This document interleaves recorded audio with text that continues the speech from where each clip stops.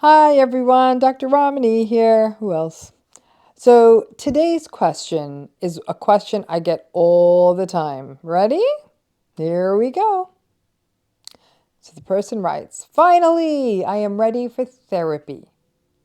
What are the criteria for a good therapist, and how can I find out if this is the right person for me? What details do I have to watch out for?" There are so many therapists out there. So this is a question I'm going to answer two ways, okay? I know a lot of you are here because you have questions about narcissistic abuse. This is tricky because honestly, this is a very, very, very, very new area that we're talking about. I think it's been happening for decades, if not probably since time immemorial with human beings. But the fact is that approaching it from this point of view is very new. It is not taught in graduate school. It is not taught in clinical training. It's not taught in internships. So nobody's learning this unless they're going to the various trainings. And yes, there actually, I and others are developing training programs now so that people can get the many, many hours of training that this will require. Okay. But all of that said, all right, then there's the overall idea of what makes a good therapist. And maybe that's what we should start with.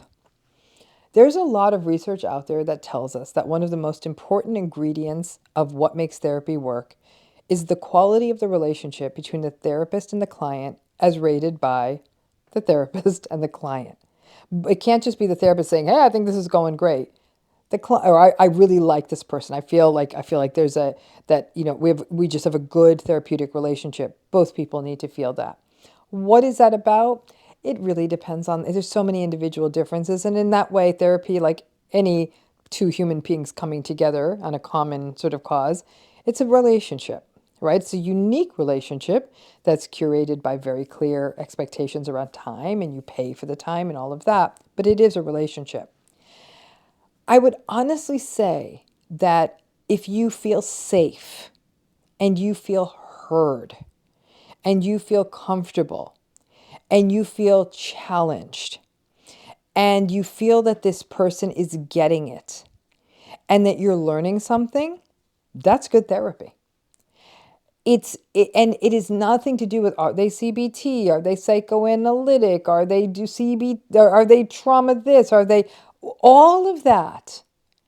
Those techniques matter, but they definitely do not matter more than how you feel in that room. Right? Because it is a relationship and it's one where safety matters more than anything. Do you feel like you can be yourself? Do you feel judged? You should never feel judged or shamed in therapy.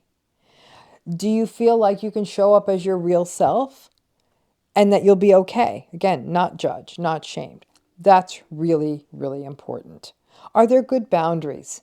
Do you feel like this is time that's really about what you're talking about and not the therapist sort of going on a 20-minute rant about themselves? Is the therapist appropriate? Again, that goes back to safety. But it's almost like you'll know it.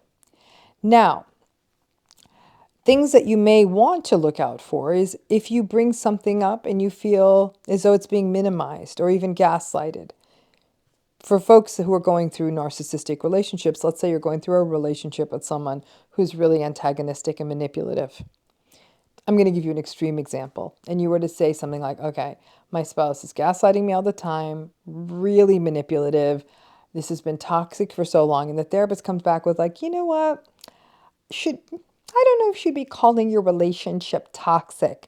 That just seems like a new trend out there. Or like that's, what's that really? I would say probably not. Because that sense of sort of a judgment, you should be able to, with a good therapist, come in there with whatever language you need to use and the therapist meeting you where you're at. So if a good therapist, if you told them I'm being gaslighted, manipulated, all that, tell me about that. That sounds really hard. That's very difficult. What's that been like? How are you feeling? And then you feel like, okay, I can go. I can talk about this. What gets challenging is, above and beyond that, you also need to know what you're going into therapy for. Some people are going in with very specific questions. They're depressed, they have anxiety, they have OCD, they have disordered eating or a frank eating disorder. They may be struggling with addiction. You need to know what, obviously you know what's happening for you. But not everyone is going into therapy with such a clearly presenting clinical issue. They're going in because something in their life isn't working well. Toxic relationship, strained family relations, feeling like you can't launch, feeling really stuck. This non-specific, non-diagnostic problems in living stuff that get people into therapy. And again, that's where no matter what, all those therapeutic relationship things matter. But somebody who wants to hear your story and isn't quickly just trying to go out down a checklist. These are tough times in therapy. A lot of folks, if you're using insurance, there's often a limit on the number of sessions that you can get, 6 or 8 sessions, but a lot can happen in 6 or 8 sessions. It still doesn't need to be a checklisted approach. Some people feel like, well, if you don't give me homework after my session, this doesn't feel like I'm getting my money's worth. Be clear on that. Ask a therapist. Say, do you have something I could do for the next week? Some therapists may suggest a book you could read. They might suggest a film or video you could watch.